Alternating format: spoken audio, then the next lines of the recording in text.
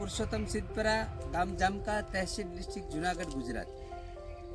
ये जो हम प्रकृति के आधार पे जो कृषि कर रहे हैं, ये प्रकृति का विज्ञान क्या है, देश का किसान इसको समझकर इसके साथ तालमेल बना के अगर जो कृषि करेंगे तो कृषि की ज्यादा से ज्यादा समस्याओं का समाधान यहीं पे है, वो कुदरत में ही है।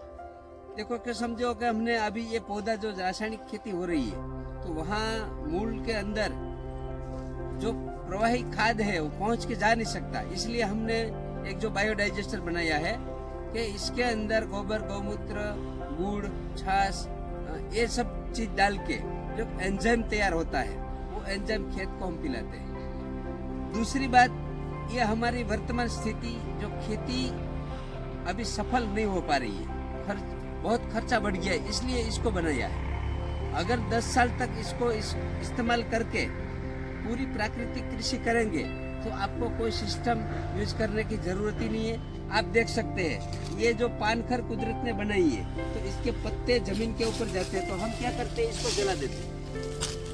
खेती का एक भी पौधा, एक भी फसल का पत्ता इसको जलाना नहीं चाहिए, ऐसे जंगल की तरह रहने दो।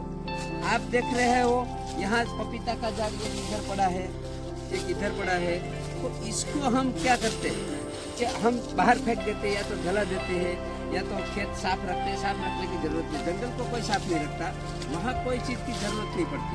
प्रकृति के आधार पे इसके नियमों का पालन करके जो कृषि करेंगे तो आप देखो, हम जो उदय की बात कर रहे हैं, जो मिट्टी का ढेर बनाती है, इसको घर में भी लगती है तो हम इसकी ट्रीटमेंट करवाते हैं। लेकिन अगर धरती के ऊपर से ये जो उदय है वो मर जाएगी तो ये जो बायोमास है ना वो जल्दी से कंपोस्ट नहीं हो पाएगा।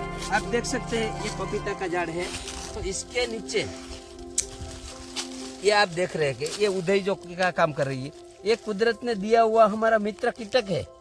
ये पूरा पपीता का झाड़ ऊपर से नीचे आप देखो तो ये पूरा इसने कंपोस्ट कर दिया है। देखो ये पूरा खाद बन गया है।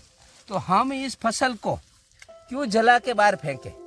जलाने का पाप है वो बंद कीजिए।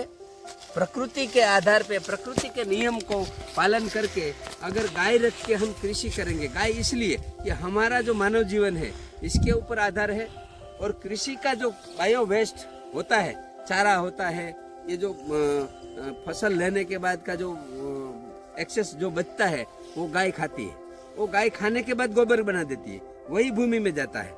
अगर ये पेड़ पौधे के जो पत्ते झड़ते हैं तो इसको जमीन के अंदर रहने दो।